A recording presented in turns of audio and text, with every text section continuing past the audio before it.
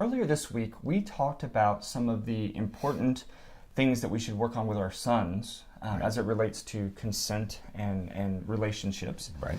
But today we're going to focus on things that we should be teaching our girls, not necessarily about consent and those kinds of things, but about building their confidence. Right. What's happening to them Right.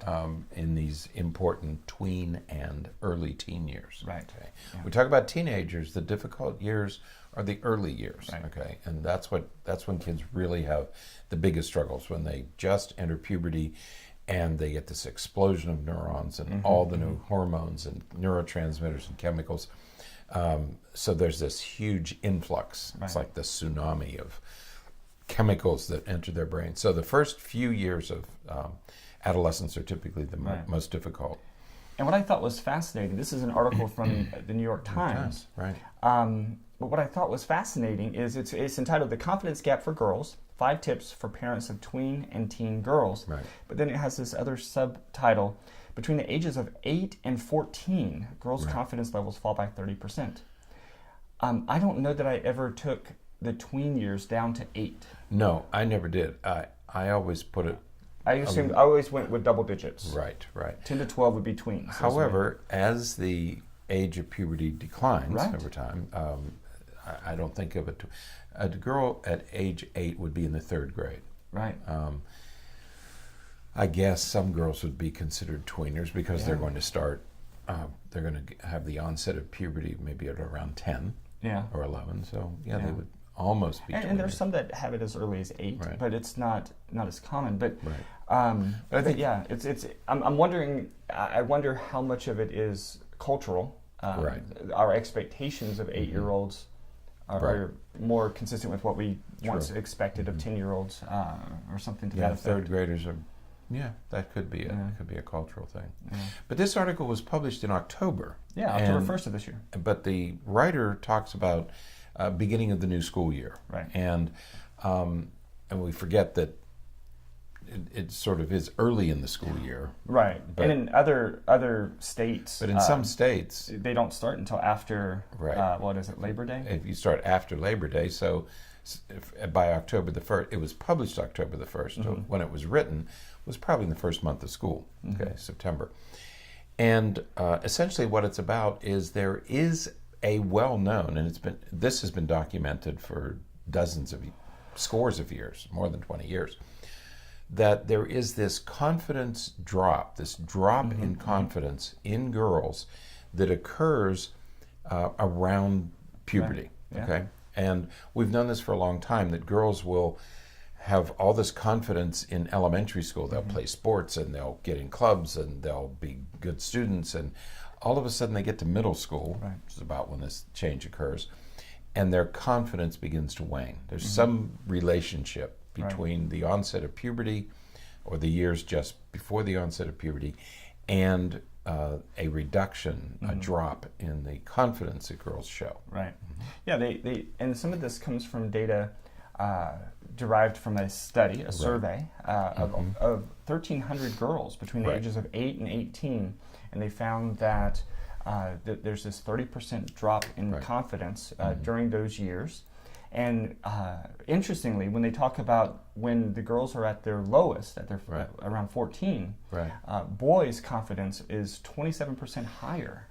It's a cruel trick of nature, in a way, that as girls' confidence, this is when girls drop out of math and science classes. We've known that for years. Absolutely. They do fine in elementary school, and they start to withdraw and drop out when they get to middle school, at a time when boys are becoming more assertive and more aggressive. And you begin to think about testosterone, which makes makes mammals, including humans, more aggressive. Okay, and girls are producing estrogen, and estrogen reduces the availability of serotonin. So girls tend to have more mood and emotional disorders. So you wonder if it's a neurochemical process at work.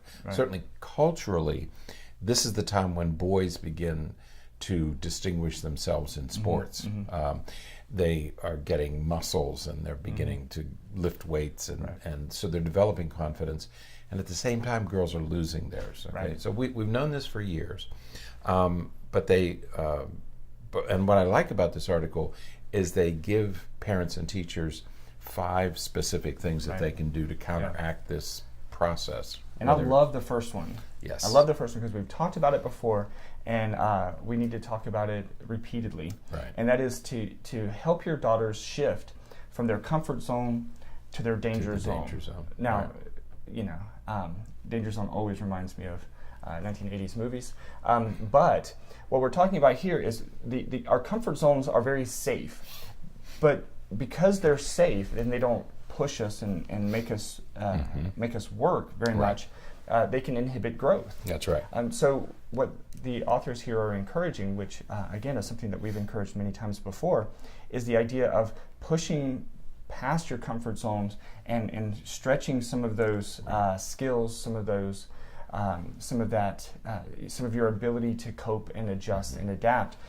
Push that out into some areas that are maybe feel a little bit dangerous, a little bit uncertain, so that you can develop those skills. Right, and we generally, we always go to the examples of athletics, like if a girl is good at tennis, to try a team sport, or if she's good at soccer, try an individual sport like golf or tennis or any other sport. So that you're always learning something new, and the confidence comes from learning something new. Right. But you can use anything. Like let's say a girl is very good at, it doesn't matter what the activity, shopping, makeup, clothes. Math. It doesn't matter. Move beyond that. If you're not good at sports, that's not your strength. Go ahead and start playing some sports. It doesn't matter how well you do. It's a matter of learning and accomplishing something. Or you're very good at sports, move in the other direction. Take on some other activity that you're not very good at, to keep your children balanced and to keep them accomplishing things. Right. And I think it's important to note here that this isn't really different than what we would recommend for boys. Exactly. It is the same thing that we recommend for boys, but for whatever reason, we do not tend to do it with our girls as freely as we do with our... I mean, we encourage our boys to push their limits. We encourage them to get out and to try new things and to be adventurous.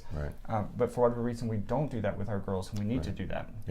I'm a good reader, I'm a good writer, but I'm not good at math. No, let's get good at math. It's not some mysterious process. It's a matter of let's overcome this barrier, whatever it is. Now, the second thing I mentioned is, again, something that we talked about before. And it relates to the first one. And that's to take the fear out of failure. We always end the podcast with forget to be afraid. And this is part of what we're talking about. You have to forget about that fear of failure, because and that's a nice alliteration there. Forget about the fear of failure. Because what we need to do is we need to try things that we've never tried before. We need to encourage our girls to put themselves in situations that sort of stretch their comfort zones. They're going to fail sometimes, but that's okay. We want them to fail. Right. I don't know how else to put that. It's disheartening to me when I watch families engineer their children for success. We call them lawnmower parents. That the parent is out front clearing the path so that my children can be successful, and all they know is success. Nothing good comes of only being successful. Okay. I don't like to use this example, but I'm going to use it anyway. Let's take a kid who shows a talent for tennis. Okay, so that by the time they're 10 or 11 or 12, they're ranked in their state. That's a good thing. Okay, and I don't have any problem with that.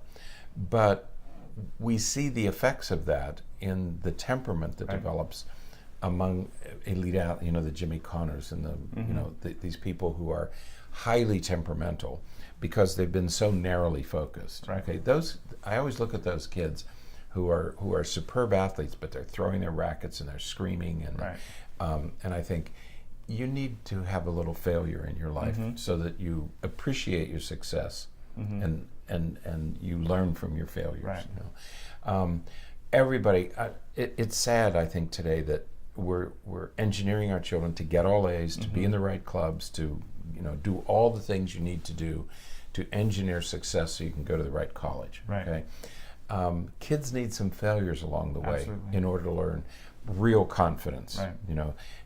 you can have real confidence or you can have artificial confidence. And too many children We talked today, about that the other week. right? Too many children today don't have legitimate confidence because they know that they haven't done it themselves. Okay, Absolutely. somebody else has engineered Right. their success. Right. That doesn't build confidence. Absolutely. The third thing is it simply states retrain her brain. Right. And what we're talking about here, or what the authors are talking about here, is the idea that we have this tendency to, and girls especially, have this tendency to ruminate. Right. They have a tendency to just sort of mull over things and just keep processing and reprocessing things that have happened. And while there's some benefits that can come from that sometimes, it's important to think about how our brain works so that we can make adjustments and make changes that are necessary to function more effectively, but also to prevent depression and some of these other symptoms that come from overthinking or over-analyzing past experiences. Right. This third one comes from our friends at cognitive behavioral therapy. Right. You know, you learn how to talk to yourself differently. Okay. So kids, not just kids, children and adults have a tendency to say, "Oh, I'm a failure," or "I'm no good at this," or "I'm not," and they talk negatively to themselves. And what this third one is to change that conversation a little bit.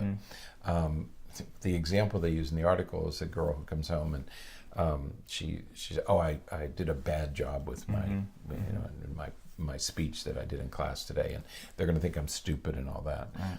And so one of the things is tell the maybe story. Right. You know, well, maybe they weren't really listening. Right. Or maybe they didn't care. Or maybe, so have your kids start telling the maybe story. Okay.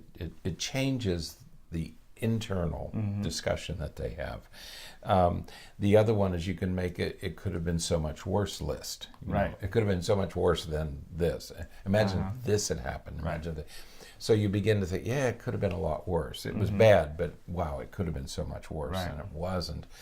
But that's just changing the internal conversation that you're trying to have. Yeah, just retraining the brain. Right. That's what cognitive behavioral therapy is, different conversation. Absolutely.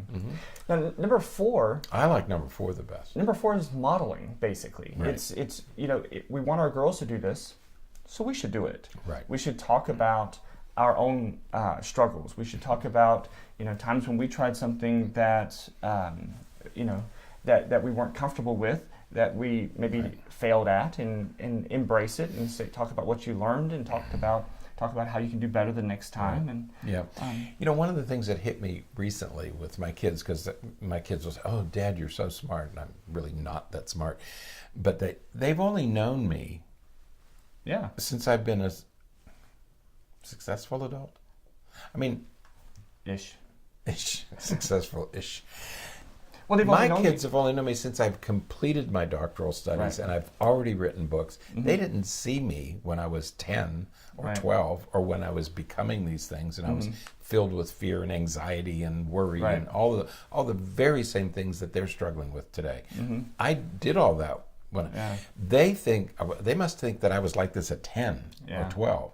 And so I talked to my kids about, no, I've had plenty of failures. I've fallen short a number of times. I still get nervous about these things, about taking examinations and licensing exams and all the things that we have to do to keep current. Right. And so talk to your children about your failures. Right. Let them know that, maybe you look successful today, but man, I got a whole long list of failures and disappointments along the way. I think it's funny when we talk about doing some of our workshops, and we'll be up in front of 400 or 500 people or something, and my son is like, I could never do that, and I want to say, before I get up there, you're anxious. I'm nervous as a cat, and you get up there, and we have our own little strategies that we use, to kind of break into that. Right.